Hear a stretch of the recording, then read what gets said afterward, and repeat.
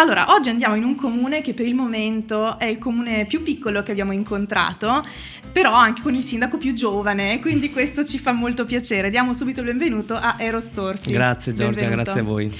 Allora Eros, classe 92, quindi giovanissimo, sindaco di Trevenzuolo dal 2020, quindi diciamo sei praticamente quasi a metà mandato, esatto, più o meno. Al giro di boa. Ecco, il giro di boa, esatto.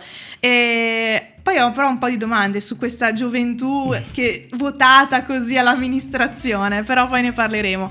Io vorrei subito partire con una domanda per rompere il ghiaccio che faccio ai miei ospiti. Oggi appunto sei sindaco, Eros, però cos'è che sognavi di fare da bambino? Il tuo lavoro dei sogni? Ho passato diverse fasi. Nella fase più piccola, quando ero più piccolo, sognavo di diventare poliziotto, pompiere. Tipico. Poi diventando un po' più grande volevo diventare medico, poi dentista. E infatti mi sono diplomato in odontotecnica, ecco. Però poi ho visto che non era neanche quella la mia strada e quindi poi mi sono iscritto a giurisprudenza e ho cambiato totalmente ramo. Insomma, diciamo che sei saltato di palo in frasca, esatto. Come si dice.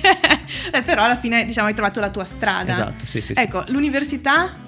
All'università sto scrivendo la tesi, mi sto appunto laureando in giurisprudenza e poi vedremo cosa ci riserva il futuro. Beh, adesso che diciamo stai veramente intraprendendo questa strada, cioè il tuo sogno sarebbe quello di praticare, insomma di... Non mi piace molto la parte delle professioni legali, quindi penso di rimanere comunque nell'ambito della pubblica amministrazione. Quindi... Cioè è proprio diventata una passione, sì. da tua vocazione, di esatto, fatto, sì, questo sì, si può sì. dire.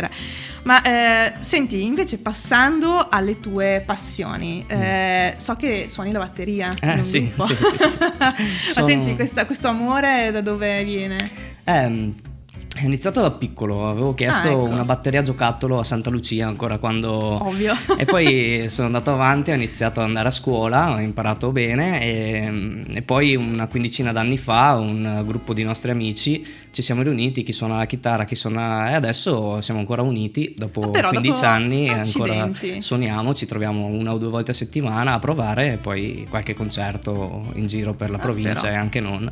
Sì, è una passione che ho sempre coltivato, mi piace molto la musica, quindi... Ecco, ma le maledizioni che i tuoi genitori immagino negli anni ti avranno lanciato con la batteria... Non avevo posto in casa di mettere la batteria, quindi il posto che abbiamo trovato era in camera da letto dei miei genitori, ancora perché meglio. era la camera più grande e quindi io quando suonavo loro non potevano dormire. Quindi... mi sembra giusto, insomma, d'altronde se quella è una passione bisogna portarla avanti.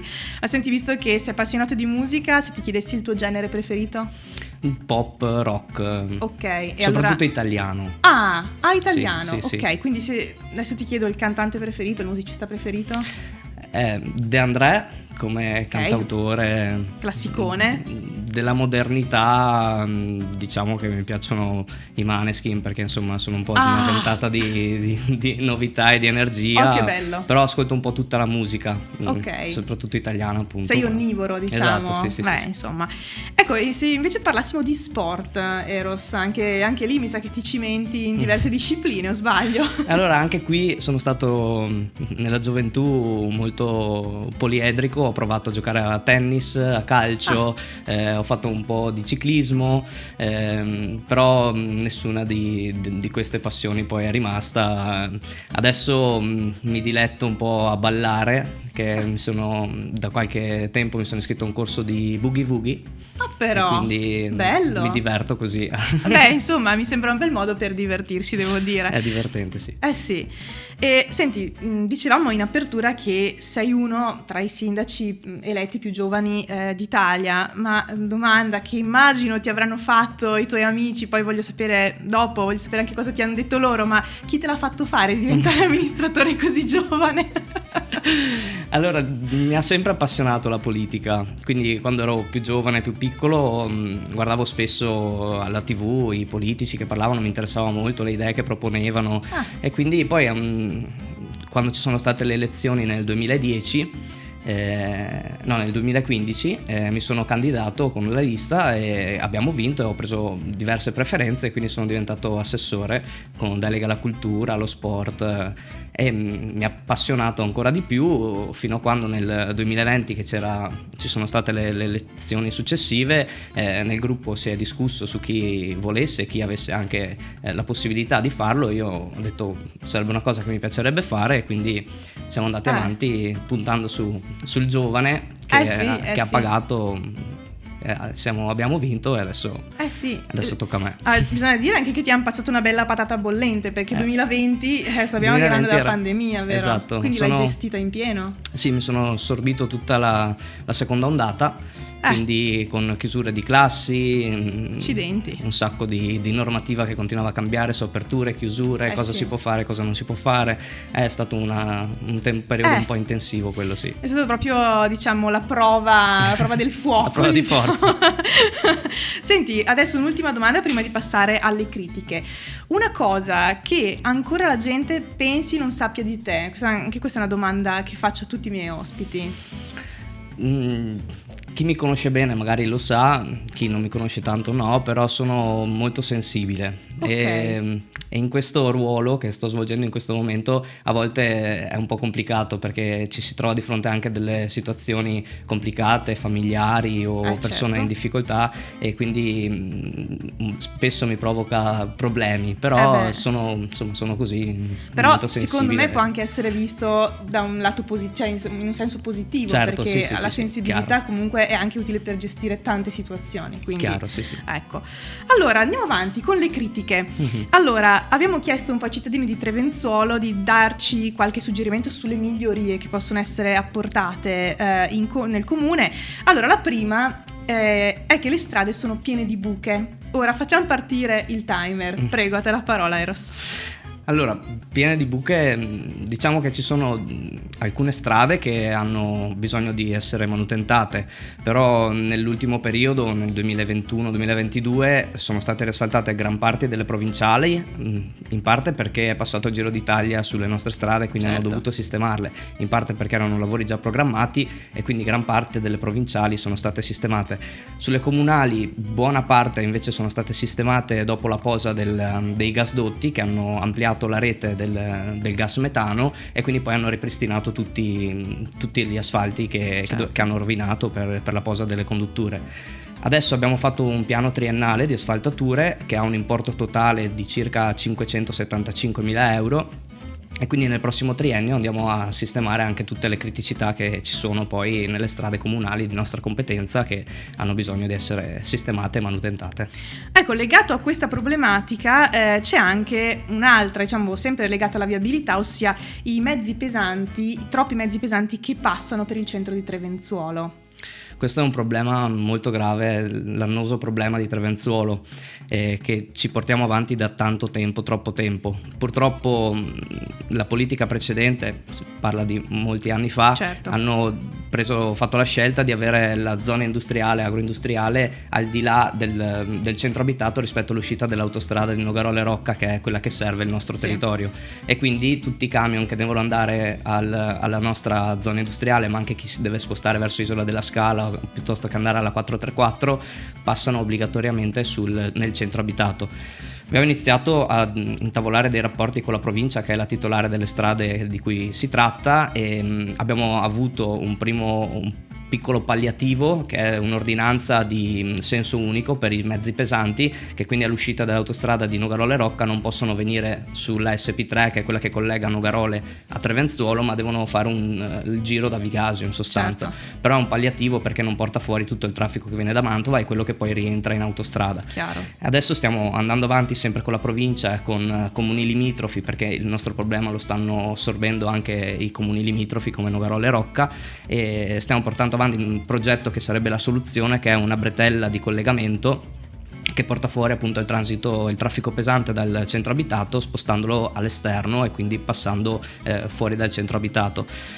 Purtroppo l'opera ha un costo che per le casse comunali non è sostenibile, quindi dobbiamo per forza andare a chiedere alla provincia, alla regione, certo, o addirittura al governo che ci possa dare una mano in questo caso a sistemare questa problematica.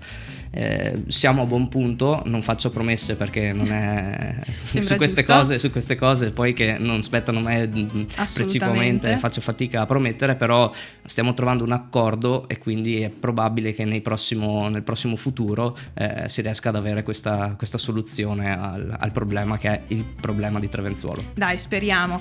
Allora, un altro problema invece è la disinfestazione da zanzare e mosche. C'è un problema a quanto pare di proliferazione di questi insetti che sono effettivamente molto fastidiosi. Sì, il nostro è un territorio di 27 km quadrati e per la maggior parte è agricolo, quindi con campi, canali di irrigazione, fossati, canali di scolo delle acque, quindi è complicato, se non impossibile, disinfestare tutto. Però da quando è uscita la West Nile, il virus della West Nile, il servizio sanitario ci impone di fare delle disinfestazioni e difatti già da qualche anno per i mesi estivi, quindi da aprile a settembre, ogni mese Esacom, che è la ditta che fa il servizio di rifiuti ma che ha anche questo tipo di servizio, fa il servizio di antilarvale all'interno di tutte le caditoie del territorio comunale.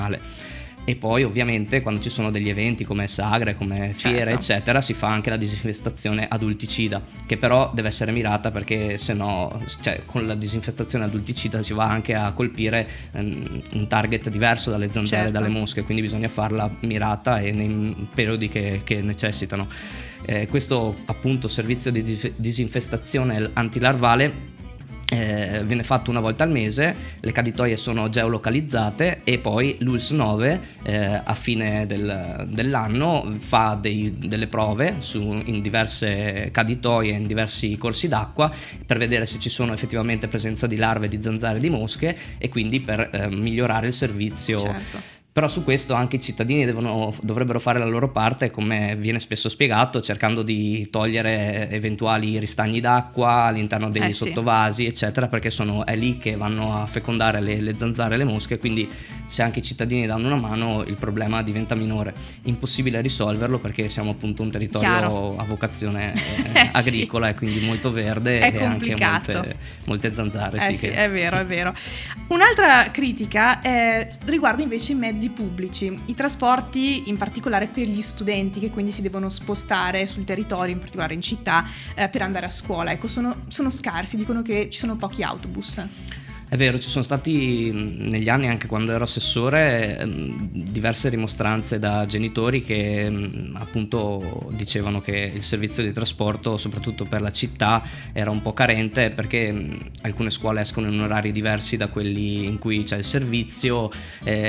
Abbiamo cercato con forza di avere qualche risultato. Il problema è che, essendo un'utenza poco numerosa, ovviamente l'azienda pubblica sì, deve fare un servizio, però guarda anche ai costi, e quindi certo, essendo che nel nostro territorio non erano più di 4 o 5 che utilizzavano il servizio e che avevano bisogno di questo servizio in più, abbiamo avuto difficoltà, però è ovvio che ogni volta che abbiamo un avviso da qualcuno di un disagio, cerchiamo di parlare con ATV e di cercare di trovare una soluzione, soprattutto per Fagnano, che è una frazione che rispetto all'asse Mantova-Verona è un po' spostata fuori, e che quindi l'autobus dovrebbe fare un'uscita dalla provinciale per entrare.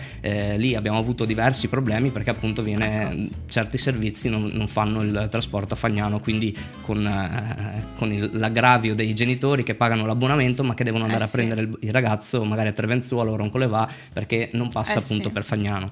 È un tema su cui si lavora ogni anno per capire e cercare di aggiustare gli orari, però non sempre si riesce, perché appunto poi ATV adesso è molto in difficoltà, perché non trova non trova autisti per i mezzi, e quindi è sempre molto complicato riuscire a sollevare questa problematica e riuscire ad arrivare a una soluzione.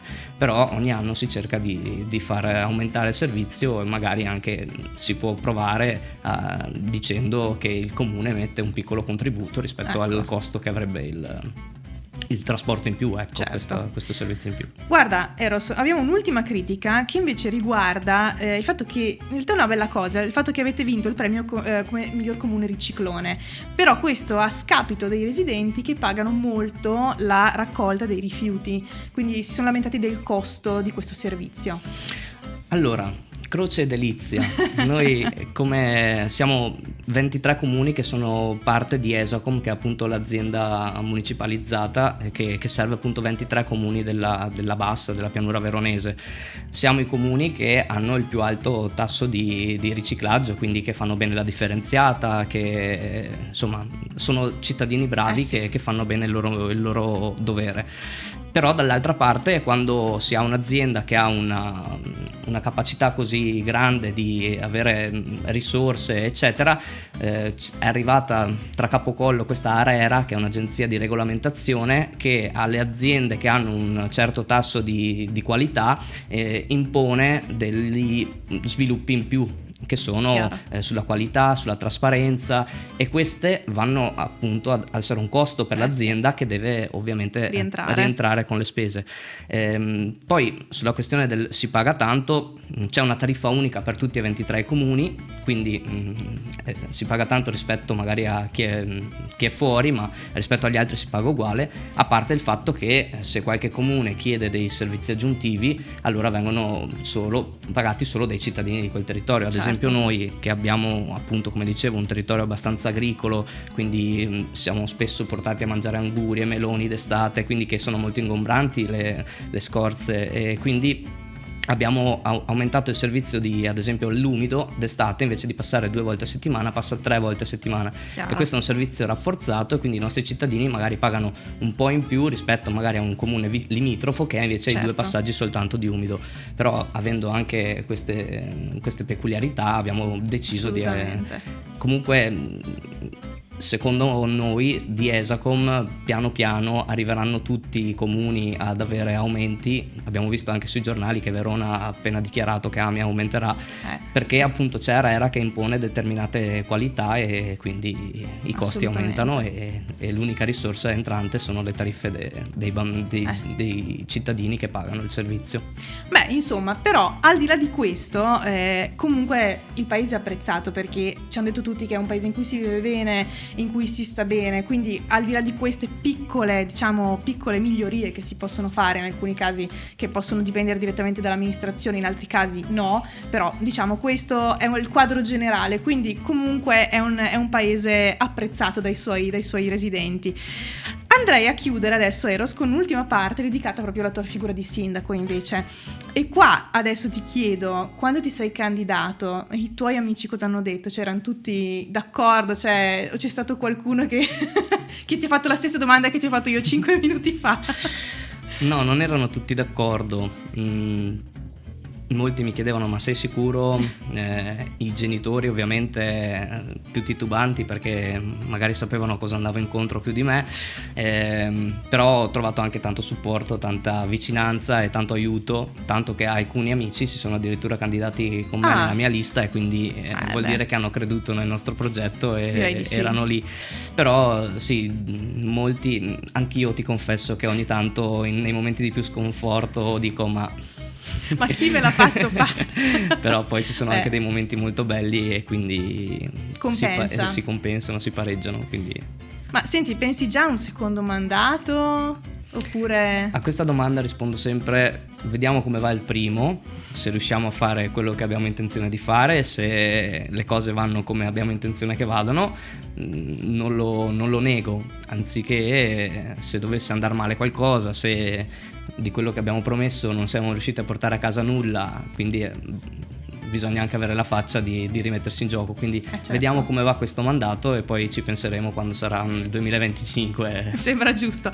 Senti, adesso che diciamo all'inizio sei al giro di boa, quindi sei a metà del tuo primo mandato, se dovessi tirare un bilancio diciamo molto provvisorio, ecco, cosa ti sentiresti di dire? No, sta andando molto bene, anche perché adesso a giugno partiranno i cantieri per l'ampliamento della scuola elementare, che era l'opera più grande che abbiamo promesso in campagna elettorale, e siamo riusciti a recepire un contributo dal PNRR, e quindi la scuola elementare avrà una palestra, avrà una mensa, aule in più, e quindi sarà più funzionale allo scopo che è l'educazione dei nostri bambini. Siamo riusciti a trovare risorse anche per rinnovare una sala civica che c'è nella frazione di Roncolevà, che è a servizio di associazioni e ambulatorio medico. E abbiamo redatto il BC Plan, quindi abbiamo redatto la ciclabilità urbana, e adesso con le risorse che riusciamo a reperire partiremo a stralci e andremo anche a costruire delle ciclabili, cosa che manca nel nostro comune e nella quale credo molto, e quindi sarà una delle cose che andremo a fare. E quindi tutto sommato il bilancio per ora è positivo, nonostante diverse difficoltà, perché arrivare all'obiettivo poi bisogna reperire le risorse, fare progetti, e quindi sì. è sempre molto complicato, però ecco, un bilancio abbastanza positivo. Diciamo che comunque ti sta piacendo questa tua avventura, diciamo, da sindaco, sì, questa tua prima avventura da sindaco. È abbastanza coinvolgente, riempie molto gli spazi, perché ho poco tempo per fare il resto. Infatti arrivare alla fine degli esami è stata dura, però ecco, è una bella esperienza, soprattutto perché hai modo di conoscere tante realtà, di sapere tantissime cose, di conoscere persone che fanno cose straordinarie, quindi è molto bello. Assolutamente. Senti, un'ultima domanda, visto che appunto diciamo sei giovane e non è così scontato, soprattutto al giorno d'oggi, che una persona appunto giovane rimanga nel suo paese d'origine, soprattutto se parliamo di un paese molto piccolo come può essere Trevenzuolo. Quindi io ti vorrei chiedere, proprio perché sei tu, perché sei il sindaco e perché sei del 92, ecco, perché restare a Trevenzuolo? Cioè, se tu dovessi convincere una persona, perché Trevenzuolo è un bel paese dove vivere?